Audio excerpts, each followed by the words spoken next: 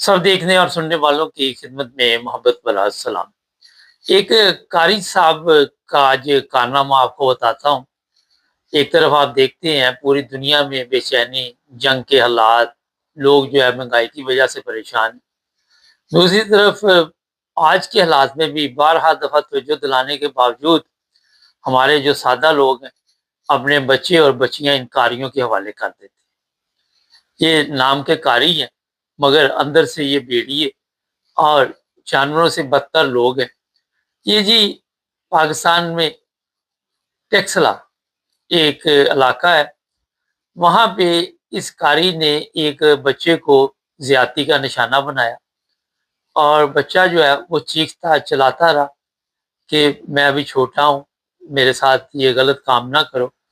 मगर इस कारी को कोई रहम नहीं आया और उल्टा उसके ऊपर तशद्दुद भी करता रहा और फिर ज़ाहिर है इसके खिलाफ एक एफआईआर दर्ज हुई और कारी गिरफ्तार हुआ। लेकिन जो बात बताने वाली है कि ये कितने बच्चों के साथ इस तरह ज्यादती कर चुका होगा, ये है असल में सवाल। और ज़ाहिर है एक दिन इसने पकड़े जाना था, वो ये पकड़ा गया। लेकिन जो हमारे माशरे का सिस्टम है, मैंने कहा उससे ज़रूर हमें तवज्जो बहरहाल दिलवानी चाहिए। उन लोगों को बताना चाहिए कि जो जुल्म आप अपने बच्चों पे करते हैं, इन उलमा के हवाले करके, इन मदरसों के हवाले करके, इन कारियों के हवाले करके, बच्चियों और बच्चों पर जो वहाँ पे जिनसी तशद्दुद होता है, उसका आप तसव्वुर भी नहीं कर सकते। वहाँ पे आए दिन आपको हम ये खबरें भी देते रहते हैं। पाकिस्तान जैसे मुल्क में जो कहने को तो इस्लामी मुल्क है, मगर जिस तरह सब ने इस्लाम का एक ये कह सकते हैं चादर ओढ़ी हुई है, मगर अंदर इस्लाम किसी के भी नहीं है। लेकिन हर वो गुनाह वहाँ पे होता है जिसका आम जो दुनिया तसव्वुर भी नहीं कर सकती। अगर यूरोप में देखे या कहीं पे भी देखे तो ये इस्लामी ममालिक तो नहीं है, मगर यहाँ पे कवानीन मौजूद है। इन कारियों को, इन उलमा को आज तक क्या वजह कि गवर्नमेंट कंट्रोल नहीं कर सकी? उसकी सबसे बड़ी वजह ये है कि इनको सजा नहीं मिलती। आपने कभी देखा, कभी मुझे बताइए कि किसी कारी को, किसी उलमा को ये सजा मिली हो कि उन्होंने जी फलां बच्चे के साथ गलत काम किया और उसे इतने साल सजा हुई। ये लोग जाते हैं, पीछे दूसरे कारी आ जाते हैं, क्योंकि ये पूरा जिस तरह सियासतदानों की एक माफिया है, इसी तरह उलमा की भी एक माफिया है। वो पीछे जाते हैं, इनकी जमानतें करवा लेते हैं, इनको छुड़वा के ले आते हैं और ये फिर उसी काम पे लग जाते हैं। किसी जगह पे ये बताया जाता है कि बच्चों के साथ ज्यादती के कवानीन मौजूद नहीं, कोई किसी को कोई कहानी सुनाता है, कोई किसी को कोई कहानी सुनाता है, कोई कहता है मेरे पे शैतान ने हमला कर दिया, इसमें मेरा कोई कसूर नहीं।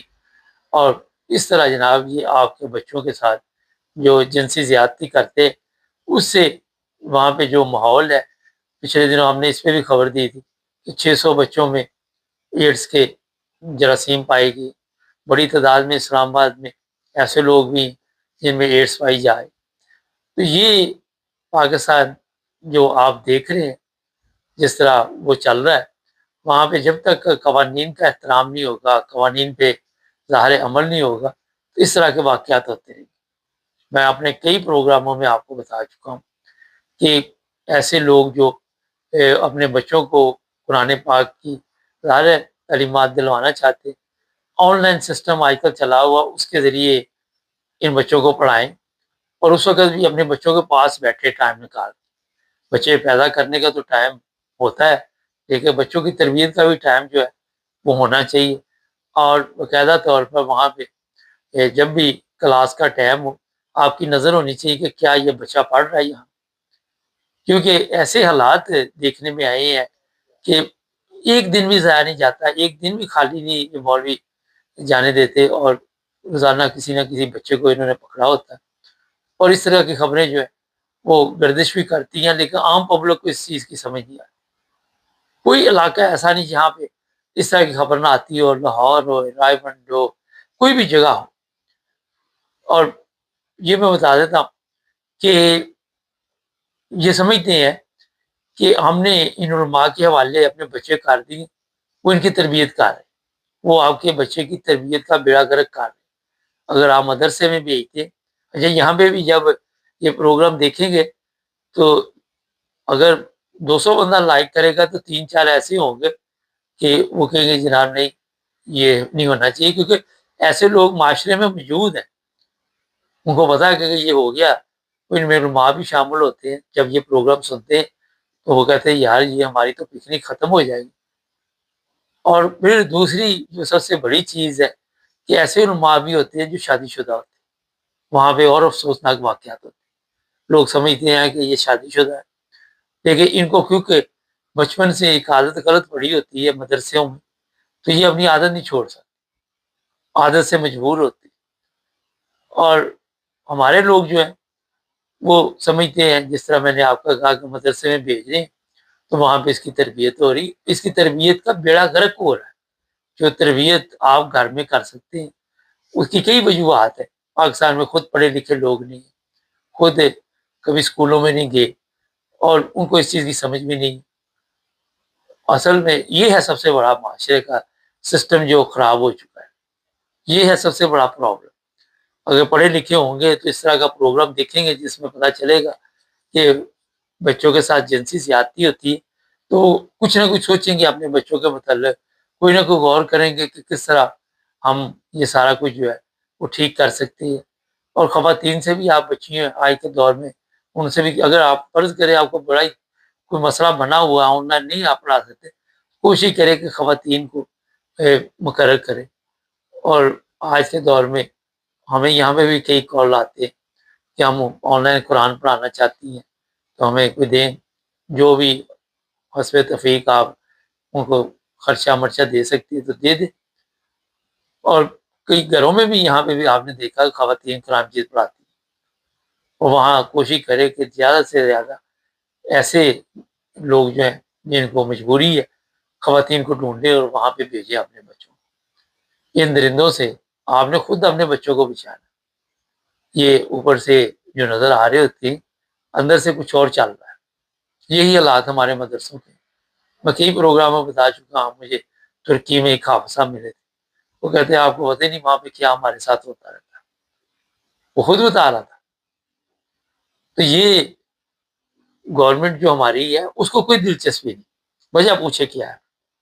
وجہ یہ کہ نہ تو ان کے جو امیر لوگ ہیں ان کے بچوں نے علماء کے پاس جانا، اگر علماء کے پاس جانا بھی ہے وہ تو بچوں نے نہیں وہاں جانا، علماء نے ان کے گھر آ کے تو وہاں پہ نوکر چاکر ہونے تو وہاں پہ قرآن مجید پڑھانا، اگر فرض کرے کہ بھی پڑھنا بھی پہلے یہ دیکھ رہے یہاں پہ فرق پڑ جائے گا، پھر اس کو پتا ہوگا یہ امیر آدمی اگر اس کے بچے کے ساتھ میں نے کوئی زیادتی کی تو یہ میرا نشر کر دے گا، وہاں پہ پھر غریب کا بچہ ان کے کام آئے گا۔ اور پھر جو امیر لوگ ہیں ان کے بچوں نے، جس طرح دوسرے ممالک، کل بھی میں نے بتایا تھا مولانا اشرفی، اس کا بیٹا بھی انگلینڈ پڑھنے آیا ہوا، ان کے بچوں نے تو دوسرے ممالک میں پڑھنے جانا ہے یورپ وغیرہ میں، اور ان کے ساتھ ایسا کام نہیں ہونا، اور ان کے ساتھ جب تک ایسا کام نہیں ہونا اس سے تک قوانین میں تبدیلی نہیں آنی، کیونکہ جج کا بیٹا جج بننا، سیاستدان کا بیٹا سیاستدان بننا، وہ وکیل کا بیٹا وکیل بننا ہے، ڈاکٹر کا بیٹا ڈاکٹر بننا، تو ان لوگوں کو کوئی فرق نہیں پڑتا، ان کی طرح سے معاشرے میں جو مرضی ہوتا رہے، جو مرضی ذلت رسوائی لوگوں کے ساتھ ہوتی رہے، کوئی فرق نہیں پڑنا۔ اور آپ دیکھنے پڑھ بھی نہیں رہا، وہ پڑتا فرق، وہاں پہ آئے دن اس طرح کے ظلم ہوتے، کسی کو کوئی فرق پڑ رہا ہے کسی قسم کا معمولی سا۔ تو یہ جو لوگ ہیں، اگلے دن میں دیکھ رہا تھا وہ مار رہے تھے کسی قاری کو، اب جب کام اس نے جو ڈالنا تھا وہ تو ڈال دیا، آپ مارتے رہے، لیکن پوری زندگی کے لیے آپ کا بچہ جو ہے وہ ذہنی مریض بن سکتا ہے، وہ ذہنی طور پر اس ٹینشن سے گزر سکتا ہے، پھر ہمارا معاشرہ ایسا ہے وہ جینے نہیں دیتا۔ کئی وہاں پہ سوالات اب میں آپ کو بتا سکتا ہوں، مگر آپ جن کو تو سمجھ جائے وہ تو سمجھ چکے ہوں گے۔ کوشش کرے جناب جو آپ کو مشورے دیے جاتے اس کے مطابق چلے، وہ والا راستہ اختیار کے جو ٹھیک ہے، جو ہم آپ کو بتاتے ہیں۔